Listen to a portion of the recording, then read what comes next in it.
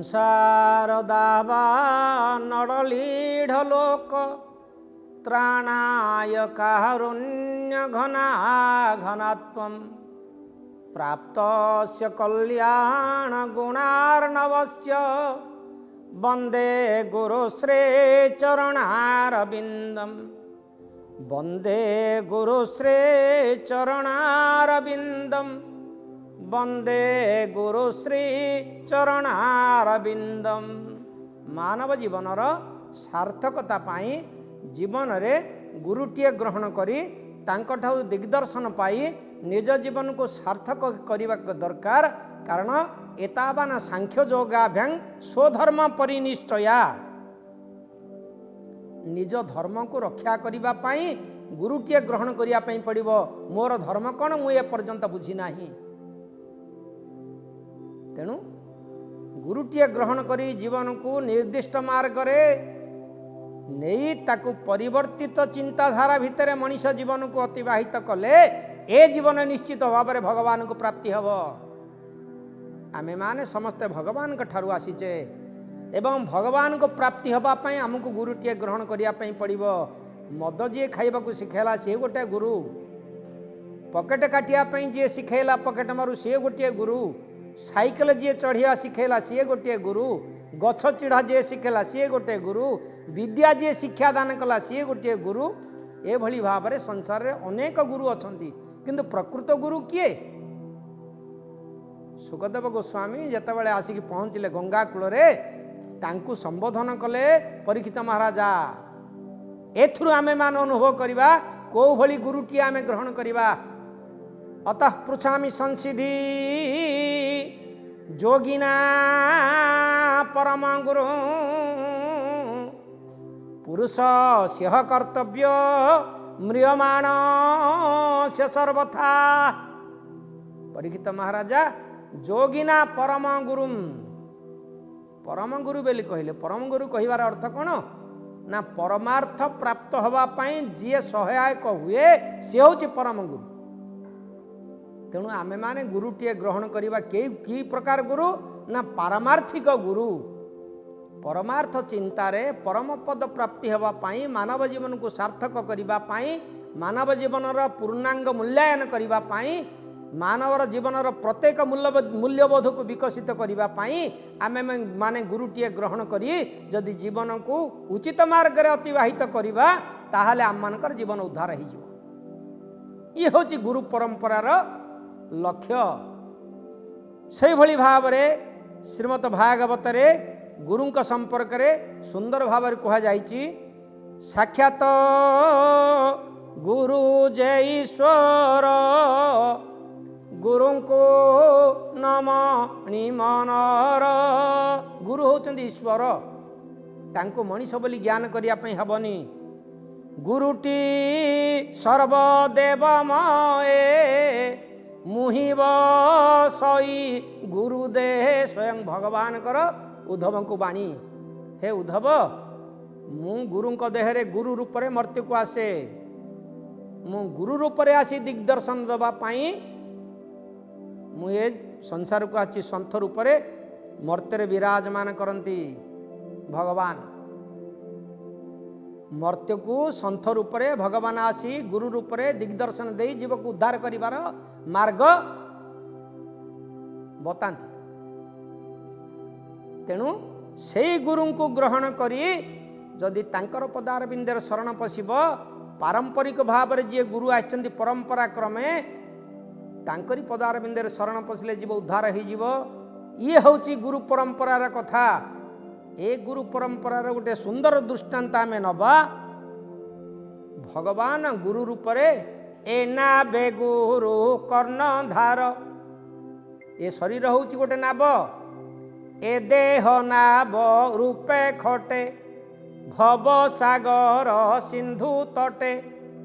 ଏ ନାବେ ଗୁରୁ କର୍ଣ୍ଣଧାର ମୁହିଁ ଅନୁକୂଳ ସମୀର।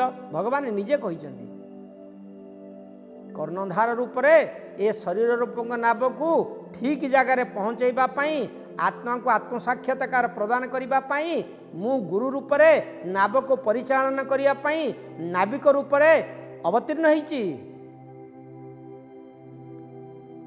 ଏକଥା ଯିଏ ଜାଣେ ତା ଜୀବନ ଉଦ୍ଧାର ହେଇଯାଏ।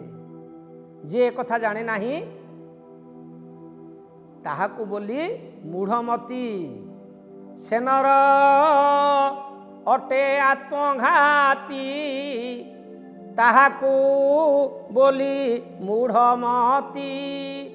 ଗୁରୁଟିଏ ଉପଯୁକ୍ତ ଗୁରୁଟିଏ ଗ୍ରହଣ କରି ଜୀବନର ନୌକାଟିକି ଯଦି ମଙ୍ଗ ସଳଖି ଦେବା ତାହେଲେ ଆମେମାନେ ଉଦ୍ଧାର ହେଇଯିବା।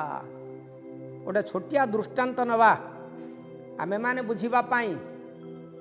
3 ଜଣ ନଦୀ ପାରି ହେବା ପାଇଁ ରାତି 10ଟା ବେଳେ ପହଞ୍ଚିଲେ ନଦୀ ଘାଟରେ। ପ୍ରବଳ ଭାବରେ ବଢ଼ି ଚାଲିଛି। ଦେଖିଲେ କେହି କୁଆଡ଼େ ନାହାନ୍ତି। ରାତି 10ଟା ହେଇଗଲାଣି। ଘାଟରେ ଘାଟ ନାଉରିଆ ନାହିଁ। ନାଉରିଆ ସିନା ନାହିଁ, ଡଙ୍ଗା ତ ଥିବ ନା? ହଁ, ଡଙ୍ଗା ଥିବ। ଖୋଜିଲେ ଗଛର ଗୋଟେ ଶିଅରେ ଡଙ୍ଗାଟିଏ ବନ୍ଧା ହେଇଛି। ଭାରି ଖୁସି ହେଇଗଲେ। ଆମେ ଯୁବକ, ଆମ ପାଖରେ ବଳ ଅଛି, ଡଙ୍ଗା ତ ବନ୍ଧା ହେଇଛି, ଆଉ କ'ଣ? ଏ ଡଙ୍ଗାରେ ବସିକିରି କାତ ମାରି ନଈ ପାରି ହେଇଯିବା। ଏତକ ବିଚାର କରି ନାଉରିଆର ଆବଶ୍ୟକତା ନାହିଁ। ସେପଟେ ଡଙ୍ଗାଟାକୁ ଛାଡ଼ି ଦେଇ ପଳେଇବା। ତାପରେ ଯାହା ହେବ ବିଚାର କରି ଆମ କାମ ତ ହେଇଗଲା, ସେଥିରୁ ଆମକୁ କ'ଣ ମିଳିବ? ଏତକ ବିଚାର କରି ଏ 3 ଜଣ ଯାକ ସେ ଡଙ୍ଗାରେ ଚଢ଼ିଲେ। କିନ୍ତୁ ବଡ଼ ଦୁର୍ଭାଗ୍ୟର କଥା, କିଛି ନିଶାଖୋର ଅବସ୍ଥାରେ ସେମାନେ ଅଛନ୍ତି। ନିଜର ହିତାହିତ ଜ୍ଞାନର ଭାବ ନାହିଁ। ଯଦି ଥାନ୍ତା ପରର ଡଙ୍ଗାଟାକୁ ନେଇକି ସେପଟେ ଛାଡ଼ିଦେବା ପାଇଁ କହିଥାନ୍ତେ କି? ସେ ଭାବ ସେମାନଙ୍କର ନାହିଁ। ସେ ନିଶାଖୋର ଅବସ୍ଥାରେ ଅଛନ୍ତି। କାତ ଅଛି ଡଙ୍ଗାରେ। ଡଙ୍ଗାରେ 3 ଜଣ ଯାକ ବସିଲେ, ବିଚାର କଲେ ଜଣ ଜଣକିରି କାତ ମାରିବା। ରାତି, ଅନ୍ଧାର ରାତି, ଜଣ ଜଣକିରି କାତ ମାରିବା। ଜଣେ କାତ ମାରି ମାରି ହାଲିଆ ହେଇଗଲେ ଆଉ ଜଣେ କାତ ଧରିବ। ସେ ଟିକେ ବିଶ୍ରାମ ନେବ। ସିଏ ହାଲିଆ ହେଇଗଲେ ଆଉ ଜଣେ କାତ ଧରିବ। ସେ ଦ୍ୱିତୀୟ ଲୋକ ବିଶ୍ରାମ ନେବ। ଏଭଳି ଭାବରେ ପାଳି କରି କାତ ମାରିବାକୁ ଆରମ୍ଭ କଲେ। କାତ ମାରୁଛନ୍ତି। ଏଭଳି କାତ ମାରି ମାରି 3 ଜଣଙ୍କ ନୟାନ୍ତ ହେଇଗଲେ। ରାତି ପାଇଲା, କୁଆ ବୋବେଇଲା। ଯେତେବେଳେ ଆଲୁଅ ହେଲା ସେମାନେ ଦେଖିଲେ ଯେଉଁଠି ଥିଲେ ସେଇଠି ଅଛନ୍ତି। ଡଙ୍ଗାଟା ଖାଲି ଏପଟକୁ ପଳାଉଛି, ସେପଟକୁ ପଳାଉଛି, ଏପଟକୁ ପଳାଉଛି, ସେପଟକୁ ପଳାଉଛି, କାତ ମାରିବା ଦ୍ୱାରା। କ'ଣ ହେଇଛି? ଦେଖାଗଲା ଯେଉଁ ଦଉଡ଼ିଟା ବନ୍ଧା ହେଇଥିଲା ଗଛରେ, ସେ ଦଉଡ଼ିଟା ନ ଫିଟେଇକିରି ଏମାନେ କାତ ମାରୁଛନ୍ତି। ନିଶାଖୋର ଅବସ୍ଥାରେ ଅଛନ୍ତି। ଦଉଡ଼ିଟା ଫିଟେଇବାକୁ ମନ ନାହିଁ, କି ସେ ଜ୍ଞାନ ମଧ୍ୟ ସେମାନଙ୍କର ନାହିଁ। ଏ ଦଉଡ଼ି ଟିକେ ଫିଟେଇ ଦେଇକିରି ଡଙ୍ଗାଟିକି ଉତ୍ତମ ମାର୍ଗରେ ଅତିବାହିତ କରିବା ପାଇଁ ସାହାଯ୍ୟ କରିବା ଲୋକ ହେଉଛନ୍ତି ଗୁରୁ। ତେଣୁ ଗୁରୁ ପଦାରବିନ୍ଦରେ ଯେଉଁମାନେ ନିଜକୁ ସମର୍ପିତ କରନ୍ତି, ମନ ବଚନ କର୍ମକୁ ଏକାକାର କରି ଗୁରୁଙ୍କର ମନ ଗୁରୁଙ୍କ ପଦାରବିନ୍ଦରେ ଦେବେ, ବଚନରେ ଗୁରୁଙ୍କର କଥା ପାଳନ କରିବେ ଏବଂ କର୍ମରେ ମଧ୍ୟ ଗୁରୁଙ୍କର ପଦାରବିନ୍ଦରେ ଶରଣ ପଶିବେ। ଗୁରୁ ସେମାନଙ୍କର ଈଶ୍ୱର ସ୍ୱରୂପ, ଭଗବାନ ସ୍ୱରୂପ। ଗୋଟେ ଉଦାହରଣ ଆମେ ନେବା। ଗୁରୁଙ୍କର କାମ କ'ଣ ଶିଷ୍ୟ ପାଇଁ? ଗୋଟେ ପଟ ଶିଷ୍ୟ ଗୁରୁଙ୍କ ଆଶ୍ରମରେ ଅଛି। ଦୀର୍ଘ ଦିନ ହେଲା ଗୁରୁଙ୍କର ସେବା କରୁଛି, ଗୁରୁଙ୍କର କାମ କରୁଛି, ଜମିବାଡ଼ି କାମ, ଆଶ୍ରମ କାମ, ବିଭିନ୍ନ ପ୍ରକାର କାମ, ଯେଉଁ କାମ ବତାଉଛନ୍ତି ସେଇ କାମ କରୁଛି। ସମୟ ପାଇଲେ ତା ଘର କିଛି ଦୂରରେ ଅବସ୍ଥିତ, ସେ ଘରକୁ ଆସୁଛି, ଘର କାମ ବି ଦେଖୁଛି। ଏମିତି କେତେ ଦିନ ହେଲା ସେ ଘରକୁ ଯାଇନଥିଲା। ଘରେ ତାର ପତ୍ନୀ ଅଛନ୍ତି, ବାପା ମା ଅଛନ୍ତି, ଆଉ ଗୋଟେ ଛୋଟିଆ ପୁଅଟିଏ, 4 ବର୍ଷର ପୁଅଟିଏ ଅଛି। ଏଭଳି ଭାବରେ ଆନନ୍ଦରେ ଘର ସଂସାର ଅଛି। ଗୁରୁଙ୍କ ଆଶୀର୍ବାଦରୁ ସବୁ ଶାନ୍ତିରେ ଚାଲିଛି। ଏଭଳି ଭାବରେ କିଛି ଦିନ ଯିବା ପରେ ହଠାତ୍ ଗୋଟେ ଟେଲିଗ୍ରାମ ଆସିକି ପହଞ୍ଚିଲା। ତତ୍କାଳୀନ ସମୟ କଥା, ଅତୀତ ଯୁଗର କଥା, ସେତେବେଳେ ଟେଲିଫୋନ୍ ନଥିଲା। ଗୋଟେ ଟେଲିଗ୍ରାମଟେ ଆସିକି ଆଶ୍ରମରେ ପହଞ୍ଚିଲା। ଶିଷ୍ୟ ଘରୁ ଟେଲିଗ୍ରାମଟା ଆସିଛି। ଗୁରୁଦେବ ଦେଖିଲେ, ପୋଷ୍ଟମ୍ୟାନକୁ ପଚାରିଲେ, ବାପା ଟେଲିଗ୍ରାମ କେଉଁଠୁ ଆସିଛି? ନା ଶିଷ୍ୟ ଘରୁ ଆସିଛି। ବଡ଼ ଆଶ୍ଚର୍ଯ୍ୟର କଥା, ଶିଷ୍ୟ ତ ଆଶ୍ରମରେ ନାହିଁ, ସେ ପାଖ ଗାଁକୁ ଯାଇଛି। ପାଖ ଗାଁରେ କିଛି କାମ ପାଇଁ ସେ ଯାଇଛି। ତାକୁ ମୁଁ ଗୋଟେ କାମରେ ପଠେଇଛି, ଗୋଟେ କାମ କର। ସେ ତ ଏଇଲେ ଆସିବାର ତାର ସମୟ ହେଇନି, ଆଉ କିଛି ଦିନ ସେ ସେଠାରେ ରହିବ। ଗୋଟେ କାମ କର, ମୁଁ ତାକୁ ପୋଷ୍ଟାଲ ଆଡ୍ରେସଟା ତୁମକୁ ଦେଉଛି, ଟେଲିଗ୍ରାମଟା ସେଇଠିକି ରିଡାଇରେକ୍ଟ କରିଦିଅ। ପୋଷ୍ଟମ୍ୟାନ ଗୁରୁଦେବଙ୍କ ଠାରୁ ପୋଷ୍ଟ ଅଫିସର ଆଡ୍ରେସ ନେଲା। ଶିଷ୍ୟ ଯେଉଁଠାରେ ଅଛନ୍ତି ସେଠିକି ଟେଲିଗ୍ରାମଟାକୁ ରିଡାଇରେକ୍ଟ କରିଦେଲେ। ପୋଷ୍ଟମ୍ୟାନର କାମ ଛିଡ଼ିଗଲା, ଗୁରୁଦେବଙ୍କ କାମ ଛିଡ଼ିଗଲା। ସେ ଟେଲିଗ୍ରାମ 3 ଦିନ ପରେ ପହଞ୍ଚିଲା ଯେଉଁ ଗାଁରେ ସେ ଶିଷ୍ୟ ଜଣକ ଅଛନ୍ତି। ପୋଷ୍ଟମ୍ୟାନ ଆସିକି ଦେଖେଇଲା, କହିଲା, ବାବୁ ତମର ଟେଲିଗ୍ରାମ ଆସିଛି, ନିଅ, ସିଗ୍ନେଚର କର। से सिग्नेचर करी टेलीग्राम टी पाइला पाइला पर ताकू खोलिक देखिला देखिला सन सीरियस कम सुन 5 दिन हेलानी टेलीग्रामटा आसबार 5 दिन हेलानी आज की पंचम दिवस रे एभली भाव रे टेलीग्रामटा आसिक मो पाखरे पहुँची आ मो पिलार देह सांघातिक बोली लिखाई सन सीरियस कम सुन कौन करी किसी बुद्धिबाट दिशेला ना जहाँ जमी कम था खूब चंचल भाव में सजाड़ी गुरुंकर कथा रक्षा करी गुरुंकर कार्य करी सेठारु से प्रत्यावर्तन कला आश्रम को टेलीग्राम टी पकेट रे अच्छी टेलीग्राम टी गुरुदेव को देखब एवं हाथ जोड़ी प्रार्थना करिवो गुरुंकर निर्देश नहीं निज घर को जीव पुओ बंची थिबो कि पुओर कौन होइथिबो सीरियस बोली मो पत्नी लिखिथिला एबे पुओर कथा कौन होइथिबो बड़ भावांतर भाव से चिंता करी करी आउची आश्रमर गेट पाखरे पहुँची चाहिला बेलू संध्या समय गुरुदेव भक्त मान साथी बसिचंती भगवानकर दिव्य कथा भगवानकर दिव्य दर्शन श्रीमद भागवतर कथा शिष्य मान को बुझाउचंती शिष्य विचार कला एभली अवस्था गुरुदेव जितेबाला अनेक शिष्य मान सहित ये प्रवचन कार्यक्रम रे निहित अछंती मुझे अवस्था जाकि टेलीग्रामटा देखी आ घर को जीवार व्यवस्था करी एटा तो ठीक समय नुह मत गुरुदेव मूर्ख बोली कहे मत असुविधार पकाउची बोली कहे तेणु टिके अपेक्षा कला एवं अपेक्षा करिया हिसाब भितर मने मने चिंता कला गुरुदेव दृष्टि टी आकर्षण कले गुरुदेव मत पाखक डाकिबे डाकिले टेलीग्रामटा देखी एतक विचार करी पछरे बसिला मझे मझे टे ठिया ही पड़ुथे गुरुदेव को चाह गोटे प्रणाम कर दौथे पुणी बसी पड़ुथे एमती 2-3 थर एति करिया परे गुरुदेव दृष्टि पड़ला कि केतेबेले आसिलु ना गुरुदेव एबे आसिली मुझे कथा ही आपण से ना इाड़ को आबे क्या शुण तो कथा पछे हम तो कथा पछे रखिता मोर ए पाख गाँव में गोटे बड़ असुविधा होती ए पाख गाँटा 2 माइल दूर हम तू बेगे सेठिकी जा मो भक्त मान भितर गोटे गंडगोलिया परिस्थिति सृष्टि होती से परिस्थिति संभालिक काली सकाल बेगिया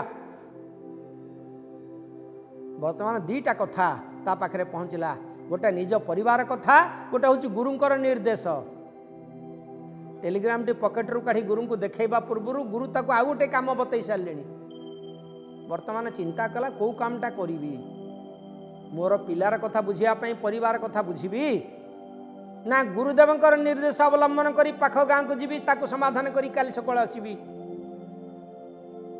बहु चिंता कला कौ कामटा करी मन मन चिंता कला परिवार काम पछे गुरुंकर काम आग गुरुंकर निर्देश वेदवाक्य मुही बसई गुरु देहे बोली भगवान निजे कहिसंती गुरुंकर वचन होची भगवानकर वचन ए वचन को प्रतिपालन कर सारे पर परिवार कथा बुझीबा सकाळु जीवी या बोली विचार करी पाख गाँ को गला गुरुदेव निर्देश रक्षा करी मन भाराक्रांत पिला कथा मन पड़ुची परिवार कथा मन पड़ुची जाई से पाख गाँव में पहुँचला जो जो भक्त मान भितर कंदल सृष्टि होता सब डाकिला बसिक मीमांसा कला सब मीमांसा समाधान कला भक्त मैंने कहले बाबू आ तुम तो राति आसच एटे विश्राम नियो सकाळु जीव राति अतिक्रांत है बर्तमान तो गुरुदेव शोई पड़ी थे गुरुदेव आज्ञा न नहीं मुझे केमिका एतक विचार कर बड़ भाराक्रांत मस्तिष्क से गाँव में विश्राम नेला राति पाइला राति पाऊ पाऊ सूर्य उदय समय गोटे गोटे गोटे गोटे आश्रम को आसला आसला बेलू गुरुदेव बस गोटे वृक्ष मूल कहला रे रे बेग्या बेग्या बेग्या अरे तो पिलार देह खराब होती बेगे जा आश्चर्य है मु तो टेलीग्रामटा देखनी टेलीग्रामटा तो सील्ड टेलीग्राम आसीथिला मु तो ताकू चिरिकी पढ़िली टेलीग्रामटा तो मो नारे आसीथिला गुरुदेव केमती जानिले मो पिलार देह खराब मन मन बड़ चिंतार पड़ला पुनर्बार चिंता कला जदि गुरुदेव जानी मो पिलार देह खराब कौन एवं जान कि आगुरी जानी मो पिलार देह खराब बोली जाणिकी मत ए गाँ को जा से गाँ को जा से गाँ को जा ए कामटा करे से कामटा करे मत तो देखु देखु कही था तो पिलार देह खराब अच्छी घर को जा बेगे एक कथा न कहीकि इाड़े सियाड़े पठाऊँ मत कि एगुड़ाक भल लगुनि एत कही मुंडिया टेमारा कि न कहीकि गोटे गोटे घर आड़े बाहरला दीर्घ समय अतिक्रम करिया परे घरे पहुँचला तापर दिन सकाळु घरे पहुँचिकी ठीक बेल 2 घड़ी होईची घरे जाइए पहुँचला बेलू दांड पिंडारे पुओटी खेलुची गोटे बोली पुओ सन सीरीयस कम सुन टेलीग्राम पकेट्रे अच्छी मो पिलार देह खराब बोली मोर धर्मपत्नी लिखिथिले पिला खेलुची दुआरे बसिकी संपूर्ण सुस्थ बापा बापा बोले आसी कुंडे पकेला पिला टिके गेल कला टिके चुमा देला ताकू बसईदेला घर को गला पिलार कौन होता बोली बुझापी गला बेलू धर्मपत्नी रोसई करुँच बड़ संतर्पण रे कारण आसीपारिनी तो पिलार एड़े बड़ देह खराब है टेलीग्राम पहुँचला पर आसीपारानी गुरुंकर कम लगिगला कौन कहबी पत्नी की कहवाक आ मुह मोर नाई या बोली विचार करी पाखरे आसिक ठिया हला बड़ संतर्पण रे कहला हये पिलार देह कौन होता टेलीग्राम करिथिल स्त्री आउ किसी कहूनी पुनर्बार पचारा हये पिलार कौन होता कौन कहून हे टेलीग्राम पठेइथिल मो पाखु आ मु तो टिके विलंबरे आसिली काम गुरुदेव रही जाइली कौन है मत कहून स्त्री टिके हसिला कहला कौन यही लगे घर जाऊ जाऊ कौन निशा फिशा खाई देकर पलि आस कि कहला कौन एमती कथबार्ता करुच मु निशा खाई आसी मु केबे निशा खाए ना तुम निशा न खाई एभलिया कथबार्ता करत ना मु कौन खराब कथबार्ता करुच्ची कि मु घर को आसिली मो पिलार कौन होती पचारुची टेलीग्रामटा पठेइथिल ना कि पागल कथा तुम मुंड खराब हो गलानी तुमर मुंड ठीक ना ना मु तो किसी बुझीपारुनी तुम कौन कहूच मत बुझेकरी कहून स्त्री पाखक आसिले कहले हये हसी हसिकी कहले प्रकृत तुम मुंड ठीक ना बस बसैले पानी टिके आनी मुंडे मारे कहले एबे कौन भल लगिला कि ना कौन भल लगे मु तो भल अच्छी मत कौन कहून मो मुंड खराब नहीं बोली तुम कि खराब होती तुम कि जान ना ये सत कथाटा हूँ जो दिन टेलीग्राम मु देली सकाळू से दिन बेल बुड़ू तुम आसी घरे पहुँचल पिलार देह खराब होती पिलार पेट को मारुची पिलार पेट काटुची ताकू कांधे पकईकी तमर मोर 2 जन जाक डाक्तरखाना को गले पिला पाखे रहिले डाक्तर बाबू तार ट्रिटमेंट कले एवं तार परीक्षा निरीक्षा कर सारिया परे कहले पिलार रक्त कमी जाइछि देहरु से पिलार ये कृमि गुड़ाक होती कृमि जाक रक्त खाई सारे या जब रक्त नदब पिलार स्वास्थ्य भल हेनी कहबार आम बड़ व्यतिव्यस्त हेले तुम मो साथी अच्छ बसिक शुणुची कौन करवा कहार रक्त मिशुची बोली परीक्षा कराला बेलू तुम देहर रक्त पिलार रक्त सहित मिशुची डाक्तर कहले बापार रक्त मिशुची तेणु बापा बोतलटा रक्त दिंतु जहाँफल पिला को दिहब पिला सुस्थ हम एतक कहबारू तुम देहरु हेटी तुम ये हाथ यू रक्त कढ़ाला देखी हाथ टाक टाणी गला यू तुम रक्त दिहला छुंची पोड़ाई मु ठिया होती तुम देहरु रक्त गला एवं से रक्तटा पिला को दिहला पिला तापर दिन भल है काली बेल बुड़े परा पिलाटा को धरिकी आम आसिले घर को काली बेल बुड़े आम पिलाटा को धरिकी घर को आसिले पिलाटा को कोल करिकी तुम शोइल राति जमी पाइला तर तर होकर उठिल कहल गुरुदेवंकर काम अच्छी मु 4-5 दिन है आश्रम पलि आसिले आउ मु जीवी हेरी किमिति गुरुदेवंक बहुत काम मो ऊपर निर्भर करुच्ची या कहबारू मु तुमको सामान्य जलखिया टिके देली तुम खाई देकरी गल ए अध घंटे तले पुणी लेउटी आसिकी कहूच जे पिलार कौन होता मु कहबिनी तुम मुंड खराब होती बोली